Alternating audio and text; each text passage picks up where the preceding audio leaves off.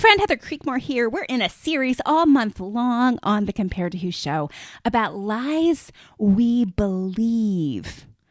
And for most of us, I think there's a lot of lies stuck in there. That's what we do in group coaching is we try to sort through, okay, what are these lies you've been believing? I do this in my individual coaching too. And I'll be taking new individual coaching clients starting in October. So if you're like, oh man, I really need some help sorting through all this, reach out to me. Let's get something on the schedule. Because you can stop believing these lies and start believing the truth. You know, science is showing us all kinds of things about the malleability of our brains, of our neural pathways. And for some of you, these lies have been part of your neural pathways. They've been things you've been believing for decades, but they can change. You just have to know how to do it. And I would love to work with you to help you change these lies you've been holding on to and living by. Friend, there is a way to feel freer about your body image, and getting rid of these lies is step one. So today we're talking about a lie that I've believed. Okay, I'll just say it.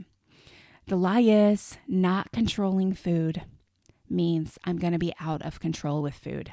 Now, I'm not a dietitian. This is not medical advice, okay? If you're following a plan, talking to your doctor, talking to your dietitian, keep talking to them. But I just want to share with you what I believe is the heart behind this lie and why it keeps so many of us trapped. So that's where we're going today. I hope you enjoyed today's show. And if you do, hey, leave a review. That would be awesome. Here we go.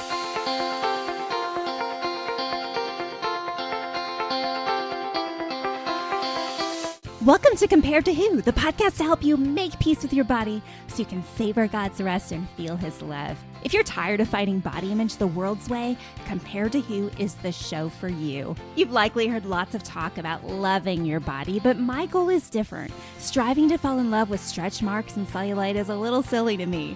Instead, I want to encourage you and remind you with the truth of Scripture that you are seen, you are known, and you are loved no matter what your size or shape. Here, the pressure is off. If you're looking for real talk, biblical encouragement, and regular reminders that God loves you and you're not alone, you've come to the right place. I hope you enjoy today's show, and hey, tell a friend about it.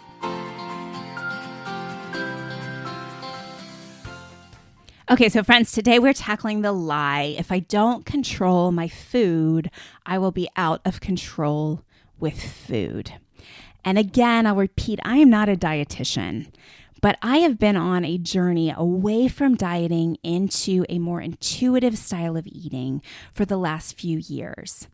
And I'm starting to learn things about my body and my journey of relating to food in a poor way. I know I had an eating disorder. I have had disordered eating all around that eating disorder.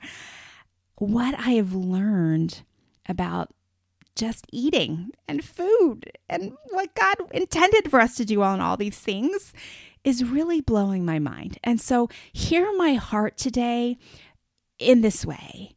I am not trying to shame or condemn you. If you're listening, you're like, Heather, I hear you, but I really need a plan. Maybe that's just where you're at right now. In fact, women coming out of eating disorders often need a plan to renourish their bodies, refuel their bodies. There's no shame in that whatsoever, okay? And there's no shame if you're not to the same point I am at in your journey with food and dieting and eating, right? When I wrote Compared to Who, I talk about dieting in there because God started with me by working on my body image. And it was years and years later before He started working with me on the food side and the dieting side. I don't think I really fully knew the depths of my eating disorder when I wrote my book, Compared to Who. So just know that we're all on a journey, and no matter where you're at on the journey, that's okay. As long as you keep traveling, as long as you keep asking good questions, as long as you keep digging into why is my heart stuck here? That's what we need to be doing. And so the lie today, I'll just repeat it one more time, is that if I'm not controlling food, I'm out of control with food. And thing one that I've learned about this is that half of this, I don't even know if I can quantify it. Let me say it this way. A lot of this is physiological, right? This is your body being hungry, and your experience in not controlling food and feeling out of control with food is more about your body being hungry and doing what it needs to do to stay alive and to keep you alive. You should say thank you. It's more about that than it is these things we hear about like willpower and self-control, which biblically doesn't mean that. Go listen to that episode I did with Amy Carlson a few months ago. But we confuse what our body needs, that our body was designed to run on food and fuel. We confuse that with these concepts of being able to control our body and control what we eat and not crave things and all these things. And so point one is, if you feel out of control around food because you're not controlling food, chances are there is something disordered going on with your eating. And chances are you are depriving yourself of food too much, and your body is just trying to help you out by eating. Your body's like, okay, that was nice that we had that little famine time. Now we're going to eat because I need to keep you alive. And so most of the time when we feel out of control around food, it's this response to something very physical. It's a response to needing to eat. It's a response to ignoring hunger cues or being too busy for hunger cues. And our bodies are like, hello, you're going to eat. And you're going to eat not just anything, you're going to eat all the things because we are hungry. Right? There's this binge restrict cycle that we can get into. It can turn into full-blown binge eating disorder. And there's different ways that a professional could quantify that for you, right? But just even beyond the disordered label, let me just tell you how this used to look in my life. I liked to see how long I could go without eating. That was just kind of a thing, because I believed that somehow that would help me stay thinner. I kind of thought, ooh, if I can make it through breakfast, oh, that's a win, right? I saved those calories. And then, ooh, I can make it through lunch. Oh, that's another win. I saved those calories too. And then what would happen is late afternoon or mid-afternoon sometimes, I would start eating. And when your body is overly hungry, when you start eating, you're not like, I'm going to fix myself a nice salad and I'm going to cut the carrots and the cucumbers and wash the vegetables. Like, no, your body doesn't have time for that. Your body is screaming, get me calories fast. And you know what your body wants? Your body wants high sugar and high fat, because it knows those are the quickest ways to get calories and to help you feel better, get your blood sugar regulated, right? Get your body feeling like, okay, I can do this. I can keep going. And so you're going to grab for the sweets and salty stuff. You're going to grab for the quick sugar. You're going to grab for the quick granola bar, the cereals, the things that will give you quick energy. And there's nothing wrong with those foods. I'm not trying to make any kind of moral assessment of those food choices. But I'm saying if your goal, if your heart is you want to be healthier, then starving your body all day long and feeling like that is control only will yield to being out of control later. Now, that's kind of the micro example of this. The macro, the larger perspective example of this is a cycle I think most of us are familiar with. You're on the plan or you're off the plan. You go on the diet, you control your food really well for 20 days. And then day 21, you're like exposed to a food that's not on the plan, or you don't have your special foods with you, or you're at a dinner party or something and you want to celebrate and you go off the plan. But instead of going off the plan in just a little way, you go off the plan in a big way. And you continue to just eat all the things that you haven't been able to eat because they weren't on your plan for the next week or weeks or month. and you convince yourself that you are out of control because you are not on the plan. Friend, my thesis for you today is that you are out of control because of the plan. The plan that restricted your eating made you feel deprived. You weren't satisfied. You weren't getting enough calories. You're hungry.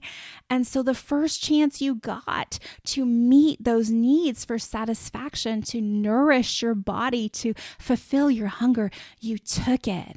And that's not, again, about your willpower or your lack of self-control around food, because when you're not on a plan, you're out of control. No. Friends, that's just physiology. That's just the way your body was wired. We're going to dig more into this in just a second, right after this message. I was suffering from some incontinence and that it was affecting my career. I couldn't believe that at 43, I was entering a phase where I was going to potentially not have control of it any longer. It's not something that is easy to approach, and everything sounds like it's just a quick fix, but this was a program with scientific background, and being an engineer, I felt like it was something that I could trust, and it's proven to be worth it. Hey friend, that's just one of the amazing testimonies from women who have used the Tighten Your Tinkler program to help regain control of their pelvic floor muscles. If you resonated with anything in her testimony, or if you're struggling with incontinence of any kind, or maybe other related issues, I encourage you to go over to tightenyourtinkler.com, take their 5-minute quiz, see if this is something that might be right for you. And if you feel like it is, I'm offering my listeners a special $50 off the Tighten Your Tinkler signature program. Just enter Heather in all caps at checkout, and you can be on your way to improved pelvic floor health. So I think where some of us need to start as we think about this, controlling food or not controlling food, or being on a plan and being out of control when you're not on a plan, I think what we need to do is we need to kind of back up. And I think we need to think about how God made our bodies. Okay? Because there's a lot of, I would say, distorted beliefs around food, even in the church, that have worked their way into our psyches, where the fundamental lie may be a lie where we're not actually believing the truth about how God made us. So that truth is God made your body to eat and run on food. Okay? There's no shame in eating food because that's what God designed to sustain us. He didn't have to do it that way. He could have, made us not live on food. He could have given us manna every day, and that was the end of the variety of food, right? I mean, that's what the Israelites did. He could have come up with another system, but he didn't. Okay, so the reality is your brain needs glucose and it needs fats in order to run, good fats in order to run correctly, right?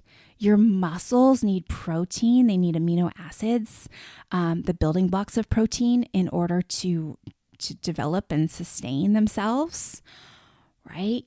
You need carbohydrates, you need protein, you need fat. You need all 3 macronutrients to run your body. And I did an awesome episode with my friend Tracy Brown. It's called Fear of Bread. Go listen to that. Tracy really digs into this even more. But for today, let me just kind of throw it out there. You need all 3 macronutrients. So if you are on a plan that is telling you are going to have more control over your body by completely eliminating one of those 3 macronutrients, the carbohydrates, the fats, or the protein, friend, your body at some point is going to feel off. It may work, and I'm putting work in air quotes, it may work for a while if your desired outcome is a smaller body. Your body may respond in that way, and you may drop some weight at first. But here's what's going to happen eventually. Your body's going to say, enough is enough. I need carbohydrates already. Enough is enough. I need fat already. Most people aren't fat-free anymore, but we were in the 80s and 90s. Your body's going to say, give me more protein, because that's how your body was designed. And that's it's not necessarily laid out in scripture, the whole carbohydrate, protein, fat thing, but scientists have known that for a long, long time. There's so much research that has come out about how our bodies work and how they function, right? So that's just kind of like the basics, is we need all three macronutrients to make our bodies run well. We also need minerals and vitamins and those kind of things. And sometimes those are in the same foods that contain those macronutrients. But friends, there are a zillion different influencers on Instagram and YouTube telling you if you leave out this macronutrient, your body will look like this. Or if you just like control your food in this way, you'll get the hot body you want. And friend, I just want to challenge your fundamental belief here. Do you believe that God created your body to run on food, first of all? And can you believe that God created your body to run on these three macronutrients? And if you say yes, that you believe all these things, then my question for you is this: are you being kind to your body by restricting food and by eliminating different macronutrients? Is that what's best for your body? Now, okay, I'm going to put a big disclaimer in here. Some of you are following special plans because of food sensitivities, allergies, all those kind of things. Like I'm not going there, right? That's not what I'm talking about. Like I know that a ketogenic diet is really helpful for people with epilepsy. Yes, and amen. I pray that works. I pray you stay seizure free. Okay, that's not what I'm talking about. I'm talking about the woman whose goal and hope is just to keep her body at a smaller size. And by doing that, she is restricting food, eliminating food groups, hoping that it will help her stay at a smaller size. I tell you, first of all, the science says that won't work long term. And second of all, is that what's best for your body? Is that, we say, Christian circles, Lord help me. We say, be a good steward of our body, take care of our body.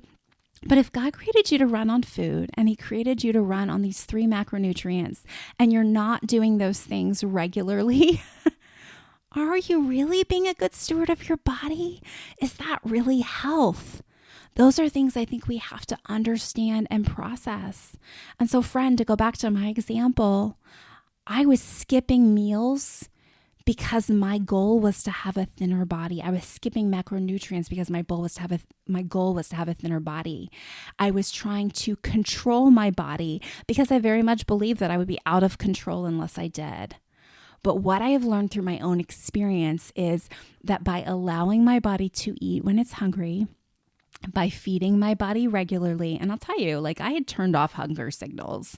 So I didn't eat breakfast because I never ate breakfast and I wasn't hungry at breakfast. But now I have taught myself to eat first thing in the morning because I've realized that I work better when I have food in my system. And that might sound like a really strange thing to say, right? Like we all know, don't send your kids off to school without a healthy breakfast, right? But for ourselves, it's like, I can get by. In fact, I kind of feel good without it. Like, I'm getting a little buzz, right? That's adrenaline. That's cortisol, right? Those are hormones coming in to help you because you're not eating. And that's not healthy for your body. Save those hormones for when you're really needing them, right? Save that cortisol for when you're really stressed out, and then it'll help you take the edge off. But you don't have to stress your body out every morning by skipping breakfast. Just eat, my friend. You were designed to eat. Just eat. That's how God made your body. Just eat all three macronutrients because that's what God designed your body to run on. And if your fear is that you're going to be out of control unless you're following a plan, then talk to one of my non-diet dietitian friends. She can help you. One of these women can help you develop a plan that can help you feel comfortable like you're following a plan until you get more comfortable relating to food. Like, I get it. But my question for you today is, I think you feel out of control. I should phrase this as a question. Do you feel out of control around food because you are not regularly giving your body what it needs and not regularly responding to the needs that God created your body to have? There's no shame in being hungry. There's no shame in craving things, right? A lot of times our cravings relate to what our body needs. Yeah, okay, there's emotional cravings and all that stuff. Yes, there is. But I think most of us get too stuck with that like emotional eating, emotional craving stuff because we're not just doing what we need to do on the front end. We're not eating regularly. We're not getting all 3 macronutrients regularly. Okay, here's an absolutely silly example, right? Because I took a nutrition class in college. I think a lot of us who have been on a lot of diets and been trying to control our body size and shape for a long time have studied this a lot, right? And so the basics are the basics of these 3 macronutrients, the basics that you should try to eat a little bit of everything at every meal. You should eat regularly so your blood sugar doesn't get too low. Like all of these are just basic things that I feel like all of these diets that we've been following just like kind of give the middle finger to, for lack of a better way to say it, right? It's like, yes, that's the basic truth, but you're not basic anymore. You're special, and you're going to have the hottest body of all because you're following our special advice, which is, don't believe that stuff. Don't believe those basics. But friend, I can promise you, I have started trying to eat all 3 macronutrients at every meal. And it's the weirdest thing. Like, I feel better. I feel more balanced. I can think better. I have more energy. I didn't have energy for so many years. And I blamed it on all these different things. I blamed it on food sensitivities. I thought, oh, I ate that. Now that's made me tired. But the truth is I just wasn't eating enough to have enough energy to do what I needed to do every day. There's so many deceptive messages out there around our food, friend. And if you're confused, if you're frustrated, can I just encourage you to get some help? I have friends that can help in this area. There's no need to stay stuck in this. And there's also no good reason to believe the lie that you can't be trusted around food. God trusts you around food. He does. Does that strike you as strange that I said that? I feel like someone needs to know that today. God trusts you around food. He's not disappointed with you for eating. He's not disappointed with you for doing what your body's asking you to do when you starve it all day and you eat a bunch, right? No, he's not disappointed. He knows how he made you, and he made you to eat. That's all I have for you today. I hope something today has challenged you, made you maybe rethink the way you're relating to food if that's a problem in your life. And hey, share this with a friend. Talk to your people about it. Process it. You know, I think that is the best way for us to come to a place where we can like really dig out these lies and start to believe the truth is when we talk to friends, talk to people we know about it. So don't just listen and take it in and then just go on with your life. Share this with a friend, chat about it, engage in deeper conversations, challenge these cultural messages that the new diet is the best diet. Because I promise you, friend, whatever new diet there was last year, there's going to be a new diet next year and the next year. And we have this food schizophrenia. We just keep bouncing from eliminating a macronutrient to eliminating another macronutrient. There's nothing new under the sun, King Solomon said, right? There's always going to be a new diet. There's always going to be a new plan. There's always going to be a new way to get hot. So challenge these ideas with the people you know. Thanks again for listening. Reach out if you need help in this area.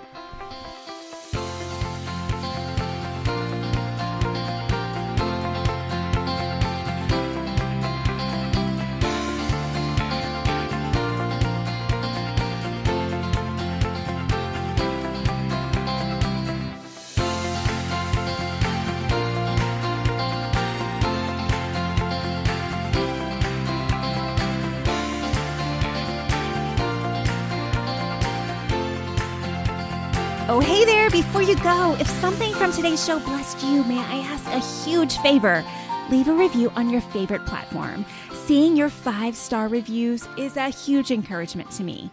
Not sure how to do it? You can go to comparetowho.me/podcast, scroll to the bottom, and you'll find all the information.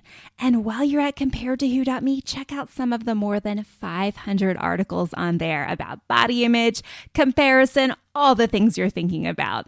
Plus, you can find out more about my books, or you can grab a time for a free 10-minute call to see if coaching is right for you. I'm so honored to be a part of your journey out of body image and comparison frustration, and I can't wait to hear how God is working to set you. The Compare To podcast is part of the Spark Media Network, now available on the Edify podcast app. grab the Edify app in your Google Play Store or on the Apple Podcasts app. You will be so glad you did.